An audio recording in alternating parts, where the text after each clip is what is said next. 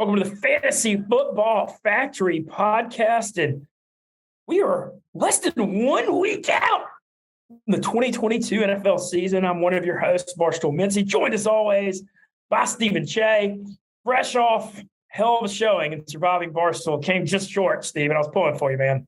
Just short. It was a super fun experience, and I don't have any regrets going back to the game. I think I handled it the way I'm proud to have handled it, and hopefully this paves the way for future shows. Well, it was fun to follow. I was cheering for you. I actually thought you were going to pull it off. You trusted the data the whole way. Yeah, showed you live life by spreadsheet, which I thought was pretty damn funny and fitting. But congrats to Eddie Barstool, and yet again another great foray by Barstool into reality TV. Yeah, no, it was really, really fun. Hopefully, I think we're going to be doing more of these next year, so I'm interested to see what they look like. Well, it's been an interesting week for me. We had a lot of people saw the show last week and kind of had an up and down week. We'll put it that way with our esteemed boss, Dave Portnoy, still Presidente. And that continued this week. Earlier to end the week, this morning, I tweeted out. We're recording this on Friday. Right? Yeah, Friday. And this is Labor Day weekend, okay? So just letting everyone know it's a holiday weekend. But, hey, we're in here working. We're here for you boys. So I got a text earlier this week from our Pick Central chat. Pick Central was canceled because the office was a half day today, Friday, Labor Day. So I tweeted out at 11:30, like, hey, Pick Central's canceled today. Just letting the fans know that it's canceled. Like, not trying any harm. People listen to the show, I thought, whatever.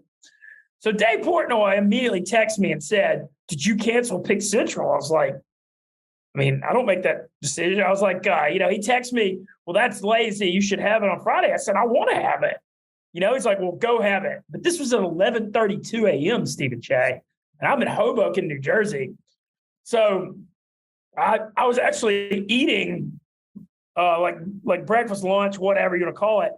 And my food hadn't gotten there, or was about to get there. I had to go my food, throw it in my fridge, and briskly walk to the PATH train. Hank picked me up.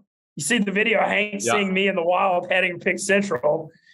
So I take the PATH train, and I'm on the PATH train, and Cody texts me like, hey, where are you getting out? We're going to pick this up on camera.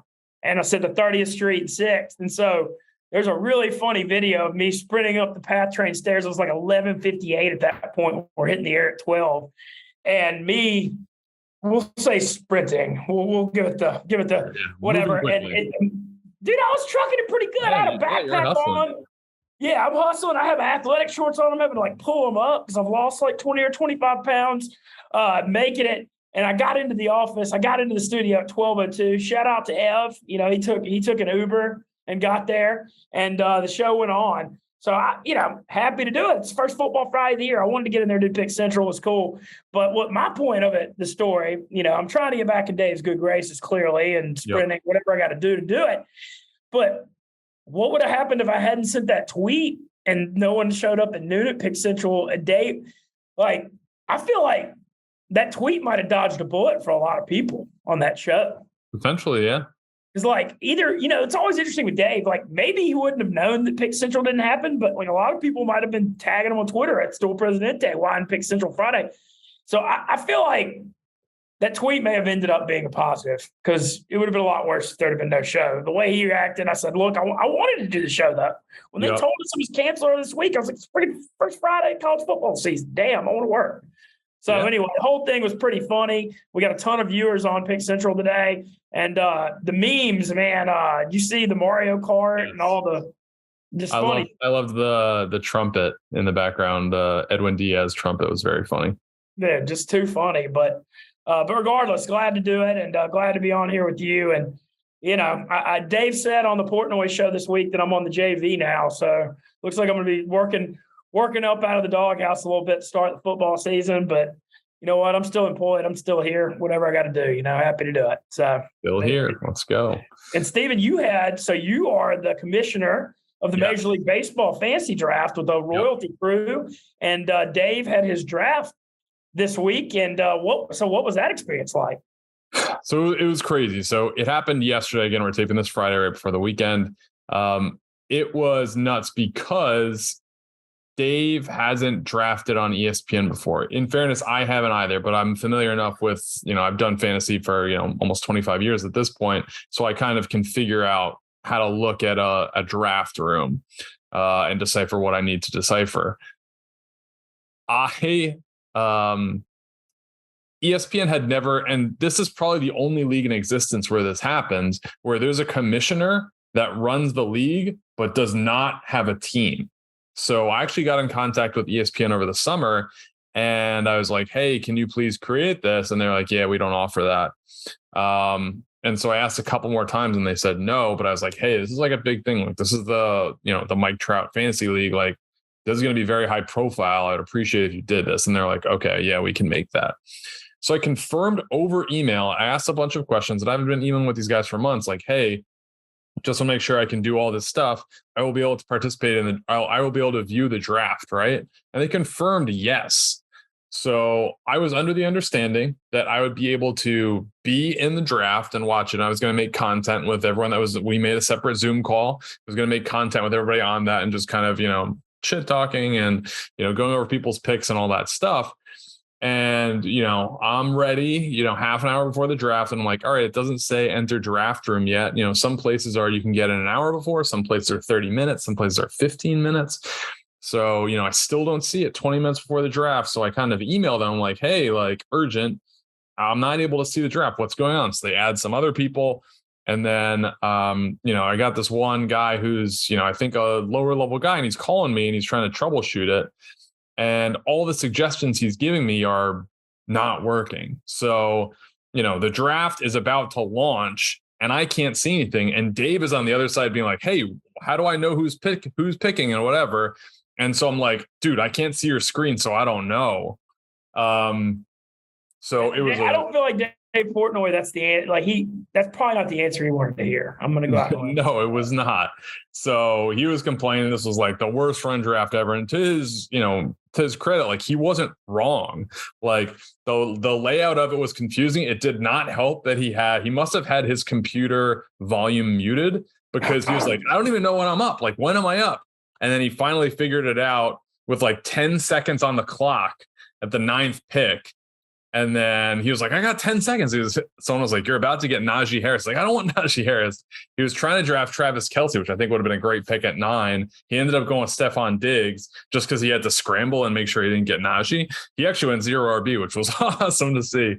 But so I'm on the phone with ESPN. And I'm like, guys, like, what is going on here? So they're like, okay, like, we sent an email I made Dave's guy, Austin, a league admin right before and sent him a league invite, but he didn't, I guess, click accept before noon. Maybe he clicked at like 12:01. Oh, geez. And so it's like, you cannot accept being a co-manager during the draft. So it's like, okay, that's out.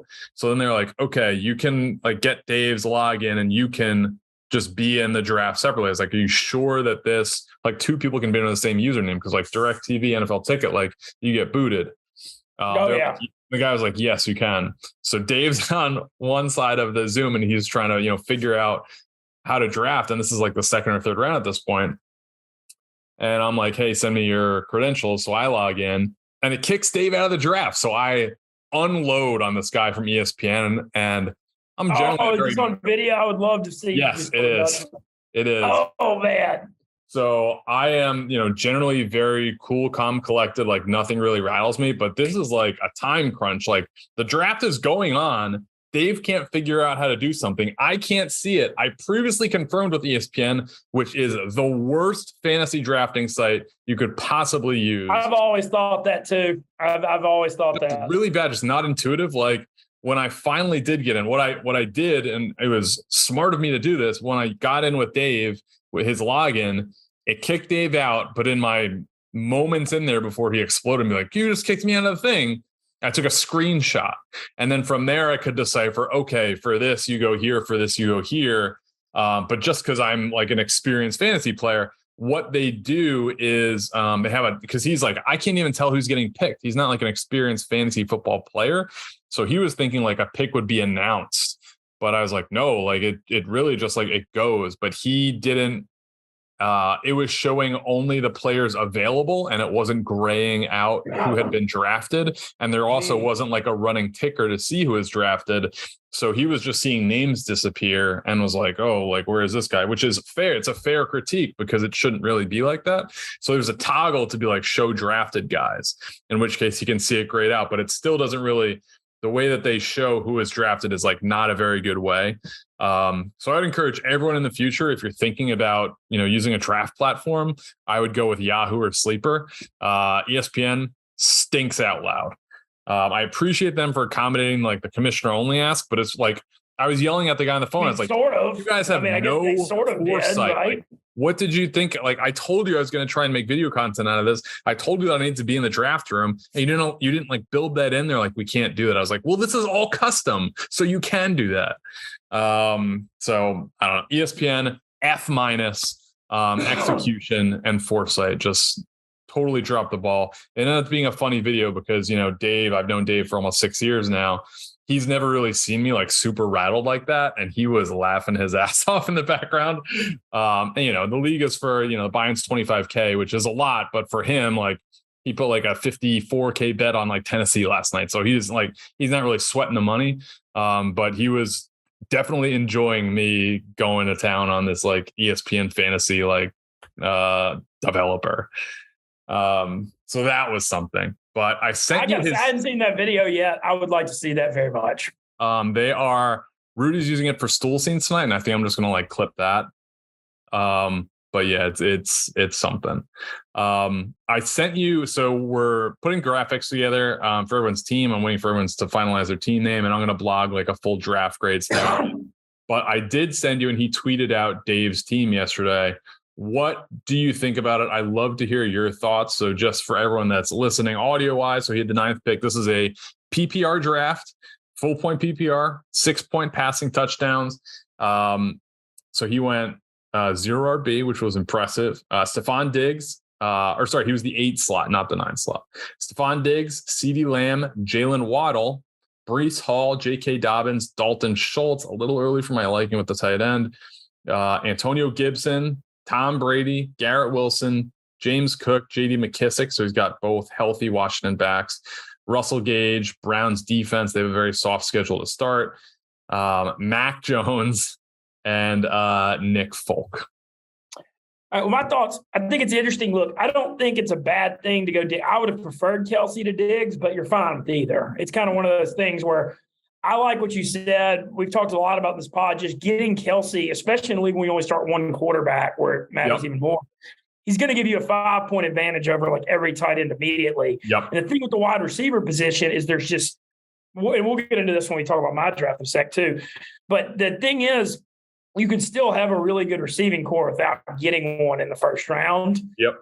And I think I'd rather have like Kelsey as top tight end than Diggs. But however, that's apples and oranges. Diggs is going to be fine. Josh Allen's great. He gets a ton of targets. They're going to score a ton of points. Solid pick. CeeDee Lamb, a guy you and I are both extremely high on. Yep. Dallas, the rest of there's some interesting stuff going on there right now, man. The rest of the receiving core is really banged up right now. Lamb's target is going to be really good. He just is such a target monster that like there's nobody else.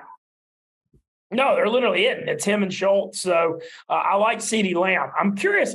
So the Jalen Waddle pick, this is a full point PPR, you said? It is.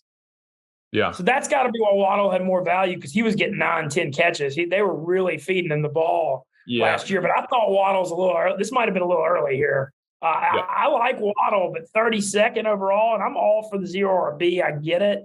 Mm-hmm. But when you already had 2 top receivers here, like the Waddle thing, and he could be really good, but this is the one I kind of question at 32 a little bit. Yep. And then behind that, look, you're really high on Breece Hall. Love Breece Hall. See, I think in a PPR league, though, I think Michael Carter's going to be the third down back. And then he got Breece Hall and J.K. Dobbins, who ain't going to catch any balls. Yep. So I get the 0 RB strategy. Maybe Breece Hall and J.K. Dobbins aren't my favorite choices. How about that? Yeah. What do you think? Schultz round 6. I actually hate it less now because of what we just talked about with Dallas. I mean, Dave, CeeDee Lamb, and Schultz are going to get every target because Gallup's out the first few weeks. James Washington's out for the year. Tolbert, the rookie out of South Alabama, might actually get some serious runs. Cedric Wilson plays the Dolphins now. Yep. I mean, I just think that, like, literally, Schultz, I mean, I don't love taking tight ends early like you and I talked about that aren't named Kelsey, but I think Schultz's target share is going up with this wide receiver injury position thing. So, I don't really have a huge beef with that. Behind that, I think the Antonio Gibson thing is more than fine around 7 with and thankfully Brian Robinson's so happy he's okay. That whole, thing. Brady in round 8 is great, obviously. As far as the late rounds, 6-point passing touchdowns. Brady in round 8 is 6-point passing. I didn't know that. That's a heist. Yeah. I like the James Cook pick in round 10. I think there's the thing with him. I think there's a situation, and this is a rookie running back slot. Got to be patient. He'll get some carries early, but like week 9, week 10, week 12, he could be the guy. So I think you need to make sure down back too, which is good in PPR. Yeah, so I like him. And then in full-point PPR, J.D. McKissick's underrated as hell. Yep. He catches a ton of them. He's one of those guys that, like, if you do the zero RB strategy, this guy's a poster child because he's going to have 6 catches for 54 yards a whole bunch of times, and that's 11.4 points right there. Yep. I mean, he's the guy that's going to have that exact stat line a lot. And he's also a little more explosive than you think. He can bust some catches. Mm-hmm. So I like that pick. Russell Gage will catch a lot of balls. The thing with Gage is I liked him in that slot. Brady loves going to the slot. But now that Julio's there and Godwin's back, it's a little I feel like his role, it's a little muddled. But you're talking a late round pick anyway. So overall, I like his draft, but I don't love it. How about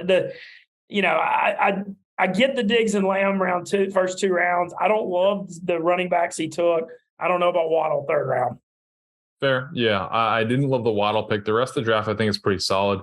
Dobbins, I can go either way on. I mean, 6.0 yards per carry in his rookie year, but I get he's not going to catch a ton of passes. He's also coming off a torn Achilles, which is already I don't know that you can guarantee he's 100%, Yeah, I think he was right in that Cam Akers range where also, torn Achilles. Gibson, I think, is good. And yeah, I agree. Like Cook and McKissick, those could be 2 starting running backs. I mean, I love Breece Hall, so I think he's going to be awesome. But down the stretch, I like him. So I gave him a B+. The full draft grade blog is on barstoolsports.com. Some very interesting grades in there with all of the big leaguers. So that was a fun one. I'd give it about a B-, to be honest. B to B-. I mean, I definitely don't think it's bad. It's just a personal preference, and I don't love Hall, Dobbins, just they're the guys he will. Sure. Speaking of Dave, we know he fuels up on Body Armor, just like all of us. They're the official water of the Barstool Sports office, and they are the absolute best. They make our favorite sports drink, which is Body Armor Edge. Edge is hydration with a boost of caffeine. As a guy who doesn't drink coffee, I'll have a Body Armor Edge once in a while, and I will absolutely feel it. It'll perk me up, and it'll also get me hydrated. It's potassium-packed electrolytes that plus a punch of caffeine. Body Armor Edge is the choice to keep you going when you're cheering on your team and you're playing with the home team. My favorite flavor is the fruit punch. Love the fruit punch. That's my go-to in the office. Push through the highs and lows of football season with our favorite sports drink plus caffeine. Body Armor Edge. Find it at 7-Eleven or order on Amazon for your next Saturday with the boys or Sunday game day, whatever you want to do. Body Armor Edge. Let's get back into it. Let's talk about one more personal thing. So your big league from home that you talked about last year, the $500 buy-in, me and Rone crashed it last weekend. It was a reach out from a guy. I know his wife a little bit. She works for an agency and they were up TB12. So I've, been in touch with her over the years, and her husband is in this league and like a buddy of yours. So he reached out and he had like a family obligation. He was like, hey, it'd be really funny if you could like proxy draft me. He's like, I'm not going to be able to make the draft, and it's an auction draft, so I can't exactly like auto draft. So I did it. I asked Rone, who's just been itching to do a fantasy draft, to join me since we had a winning tandem last year in the Barstool Sports League. And it was a lot more. I think I bit off more than I could chew. I thought it was going to be a 2-3 hour event. It was over 5 hours. It was It was manual. Everyone was in person. We were remote, obviously, but auction, and it went. I remember I think we were 2 hours in, and we had 3 players. And I was like, oh boy, we better lock in. And it really is a waiting game because the most value you get is late. So I'm sticking around at the end. I had the most money, so I could afford, DeAndre Hopkins, Hunter Renfrow, like the guys that I really like at a cheap cost. But it was a long process. But how did you feel it went? And what did you think about, Rone and I being on the call when you joined? When Mintzy saw us, he got hard as a rock because he was using Roman swipes. That Roman swipes are the convenient over-the-counter wipes that are clinically proven to help you last longer in bed. They're uniquely formulated to reduce overstimulation without eliminating the sensation altogether. In a 2019 study, they were proven to increase time to orgasm by more than 4x. To use it, just remove the disposable swipe from its discreet pocket-sized pack. Wipe it on your most sensitive parts of your wiener, then allow to dry for about 5 minutes. When used as directed, Roman will give no scent or taste, and there is no transfer to your partner. They are safe, effective, and no prescription is needed. All swipes orders include a free 2-day shipping and arrive in unmarked packaging. So order them on, Tuesday, Wednesday for the weekend. You'll get it popping. Try today for as little as $2.75 per swipe. And with a special offer for our listeners, get 20% off your first order at GetRoman.com/FFF today. That's GetRoman.com/FFF for 20% off. FFF like Fantasy Football Factory, which is what we'll get back into right now. First of all, I wish that we had a freeze frame of my reaction when I saw you and Rone when I got on. You took a picture of it. You tweeted it. Okay, yeah. I was just shocked. I was like, oh my gosh, I couldn't believe it. So that league, $500 buy-in, very prestigious, started in 2002. I mentioned this. I mean, I'm doing one fantasy league and focusing on player pops this year because of how much I love that league, and I've won it 2 out of 3 years. So y'all getting in it may make it a little tougher, to be honest, especially because I don't think we're going to be managing it. It was purely just a draft thing. Yeah. Okay. Well, either way, it was fun seeing y'all. What did you think? So it's a super flex league. So you start 2 QBs and it's an auction league. I thought it was a lot of fun. Just quick breakdown of it. We're not going to spend too much time on this, but I spent I spent a lot of money on Lamar Jackson, Cooper Kupp, and Travis Kelce, which I'm fine with. Yep. I like all 3 of those guys a lot. You got Tom Brady and Justin Herbert, which nothing wrong with that. 2 quarterback league. I mean, and I thought you got a pretty good value on Brady. He wasn't as expensive as he should have been. Some guy with the Saints hat was like, "Oh, I made you spend $40 on it." It's like, dude, I was perfectly okay with that. Yeah, I mean, he threw for $1 million. I don't know what's not to love. So yeah, y'all got Brady and Herbert. And then you went, like you said, you held value. You went a little cheaper receiver because there's a lot of depth there, which I didn't mind at all. Yep. I went kind of front end. So I got Lamar, just real quick. I got Lamar Jackson. I love, especially. I hope he does not sign a contract. I'm really hoping he goes Aaron Judge on this thing. Yeah. But my second quarterback, I'm concerned. I mean, you and I both like Daniel Jones' upside this year. Yeah. I would have preferred him to be my number 3, like upside quarterback, though. Like Tevlon on him is 2, and I got Geno Smith just to have a 3rd one at the end. So that second quarterback, need Daniel Jones to do well. But running back, I went 0 RB, but I got David Montgomery, who I like, who I think is just like a solid starter. Yep. And then the rest of it, I got your boy Cordarrelle from last year, Devin Singletary, who I don't love, J.D. McKissick, and then I took Zamir White, who could break out late for the Raiders. We'll see. So I'm 0 RB. My receiving core is freaking epic. Cooper Kupp, who I don't know if he'll quite have the year he had last year, but man, people are acting like he's going to slow down. I don't see it. The way that offense is designed, I don't see what people are with McVay and him and Stafford's chemistry. Like, yeah, he might not have 1,900 yards and 17 touchdowns, but, I think 1,500, 12 to 15 TDs again. Yeah. And then I've got, I thought Keenan Allen for $18 was like literally one of the steals of the entire draft. I literally couldn't believe it. I got him for $18 and Jerry Jeudy went the next player for 22. I was like, is this bizarro world? Like, what's going on? And then I got Jalen Waddle as my number 3 receiver, which I really like. And then I got Kelce at tight end. So, I need Daniel Jones to have a good year. There's no doubt about that, which is a concern.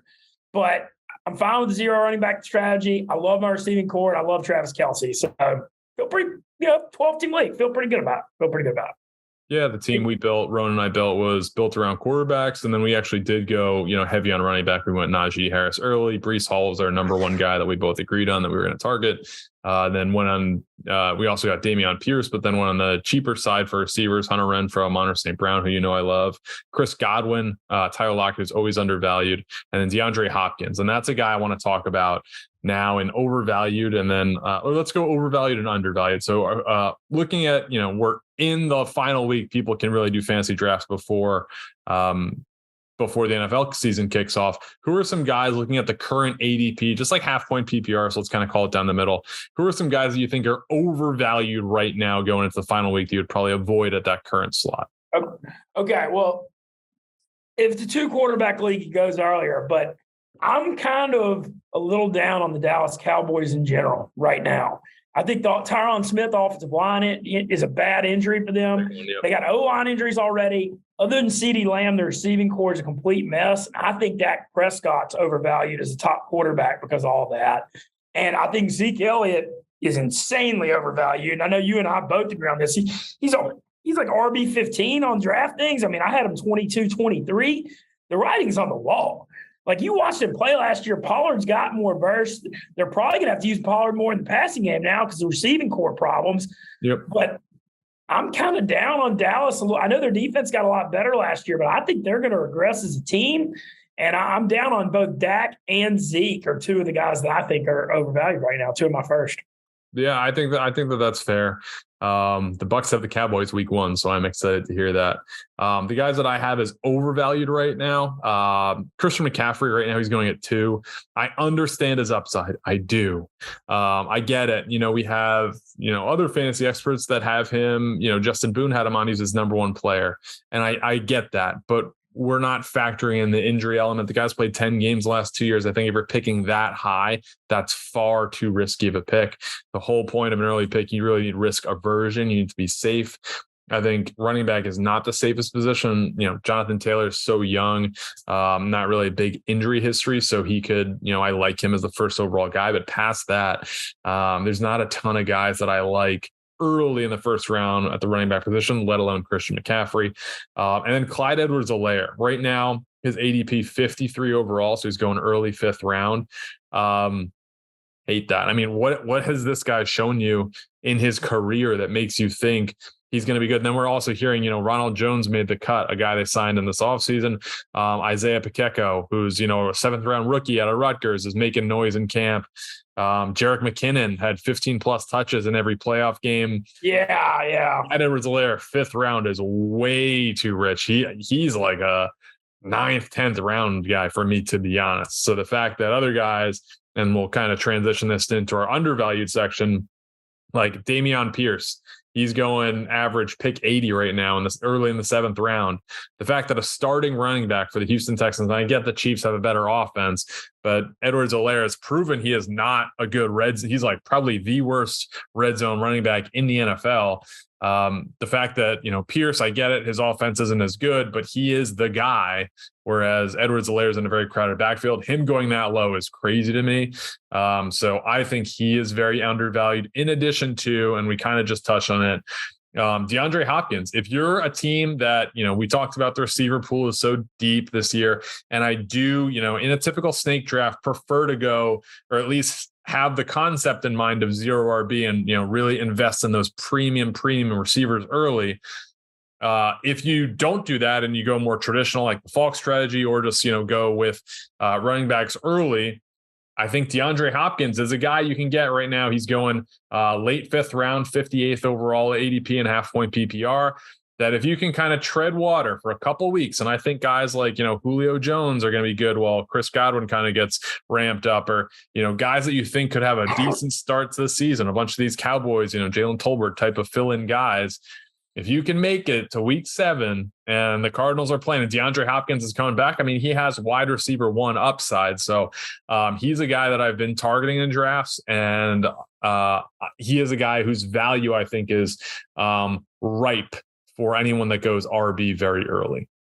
I like, I took him and already mentioned his name in my draft, but I think David Montgomery is a touch undervalued too. I mean, I just think he's going to be really steady. The reason I like him so much is I always think it's a little underrated thing. When you have like a quarterback that can run, it kind of opens up the running game a little bit. Just historically, it feels being a running threat, I think, is actually good for David Montgomery. And I'm not saying he's like a top RB1 or anything, but I think I'm seeing him like RB20. And I think that's, I'm looking for an 1,100 yard, 8 to 10 touchdown season, and an RB20. I think that's pretty damn good value. Yep, absolutely. Sorry, did you have one more? Sure, you're good. He just the same. Just you got him for $1 in the auction, but I think Jarvis Landry is way underrated in PPR right now. I did that as a complete troll. I was trying to make people use their money for Saints receivers, and it didn't work. Well, I think I told the guy Phil to just drop my draft. Yeah, my bad. I didn't mean to talk over you. I got a little feedback that I was talking. Somebody DM'd me that I was talking over you too much on the show, so we're going to work on that. The Saints thing is interesting. Landry is an awesome – if it's a full-point PPR, he's going to be really good because he's on a 1-year prove-it deal. It's like a $3 million base, but it could be $6 million with incentives. He's back in New Orleans when he's from Lutcher High School, which is like 20 minutes away. And, I tried to talk myself into the Mike Thomas thing a few weeks ago, but now that he's already got this hammy thing, I'm kind of – I don't know. I've cooled my stance on it a little bit. And I think Landry, on a prove-it year, I think Jameis is going to sling it around the yard, and he's going to catch a bunch of balls. And so for him, real cheap. And then the Olave thing on the Saints receiving corps, his upside is worth gambling on. I know rookie receivers do a lot better in the NFL now than they used to. You see the transition. And I think he could be the deep threat when you look at Landry and Mike Thomas not being slower. So yeah. I think Olave is a guy to look at too, but we've already talked about him on the rookie thing. Yeah. And then just quickly, we've both done our fantasy drafts. Are there any specific learnings or things that you maybe regret or maybe missed out on in your draft that you could pass on to anyone that's drafting this week? I have one. If you go ahead. About it. I'm in a super flex league with my friends from home, and typically we see about 4.8, 4.9 over the historic years. Quarterbacks go in the first round, so just under 5 in a 12-team league. We saw 8 this year. 8 quarterbacks in the first round. It was very the first pick was Josh Allen, which was a huge surprise to me. Everyone was just worried, with the snake that they wouldn't be able to get another good quarterback. The guy who ended up picking second and getting Jonathan Taylor ended up with Stafford and Carr, so he got 2 very good quarterbacks. And I think took advantage of that position very well. But quarterbacks went very early, and I don't know if that's an anomaly to our league. It was more just there was a run in it once we saw them starting to go. It's like, oh shit, we're not going to be able to get the guy that we won in round 2. So 8 quarterbacks in round 1. Damn. Speaking of the quarterbacks, we wanted the one spot we've been talking about, the Barstool Sportsbook, QB props for the year. We've been giving out our props for each position, but we didn't do it for quarterback. We started it at running back. I know we've kind of given out a few, but I came prepared with a few, and I know you did too. Yep. These bets are right now. Check them out in the Barstool Sportsbook. And it's interesting. So the way it works on the Sportsbook, when you look at the props, go to passing props under NFL. They've got one listed for each quarterback, but sometimes it's yardage, sometimes it's touchdowns. The Jameis Winston case, it's interceptions. If you want to click more bets by it, and you can look at yardage, touchdowns, everything. Yep. So that's kind of something that's interesting. I brought a few today. You did too? Yep. I'll start with the first one. I'm going under 31.5 Dak Prescott touchdowns on just what I told you about. I think Dallas's offense is going to be worse than his. I looked at his yardage numbers at 4,300.5. Still not. I'd rather bet the under 31.5 touchdowns of the 2 bets. I think 32 is a lot of.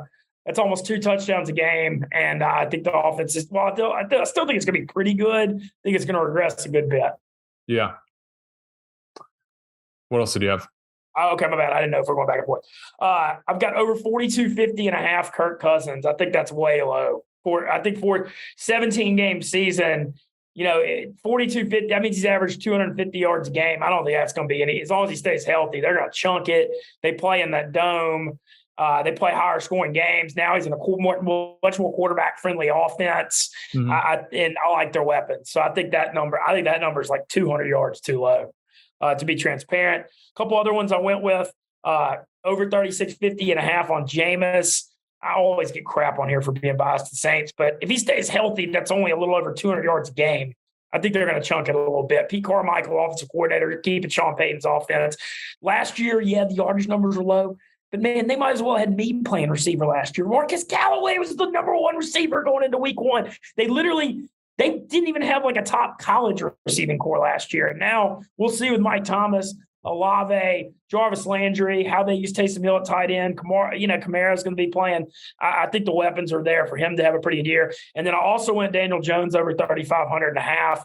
That's just only 200 yards. It's a little over 200 yards a game. I think his is going to depend on health too. But the other thing with the Giants, I know that it's hard to rely on people to be healthy, especially when you're relying on Kenny Golladay and all these guys to break down.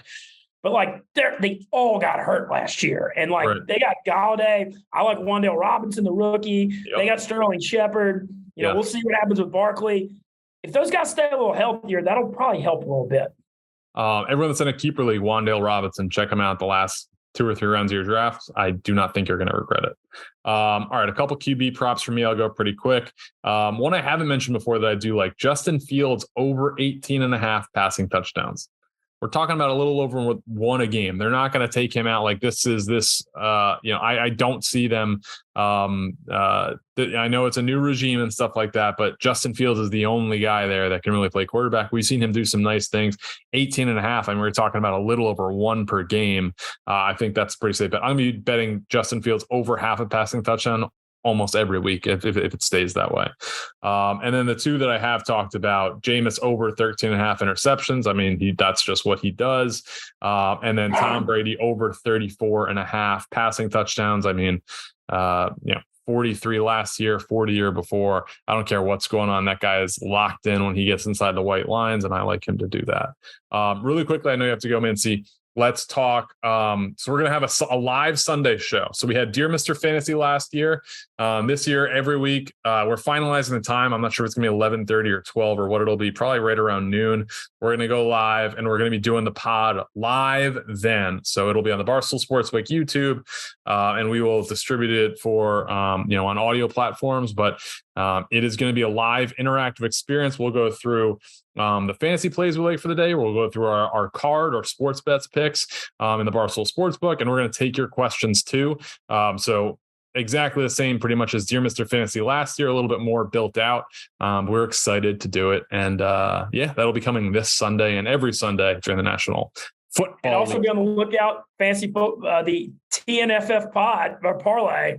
Yep. We're going to be the Thursday night football parlay. The FF pod parlay was very popular last year. We are Thursday night this year, and we will be working together. And, we hit a few last year. You had a couple more than me, but I mean, I thought the effort was, we lost. I know that's the nature of the beast, but man, we had like so many lose at the very end. I think I feel like variance wise, we're going to run a little hotter this year on the end. I think we could have a big year. Yeah. We're going to be combining picks, so it won't be back Mintzy, back Cheah. It'll be you're back in the pod, and we're going to promote those on social on Thursdays, for the game. But Sundays are the big day for this show, and that will be the new date starting this Sunday. So we will see you guys then. And if you haven't drafted, have a great draft. We'll see you on Sunday.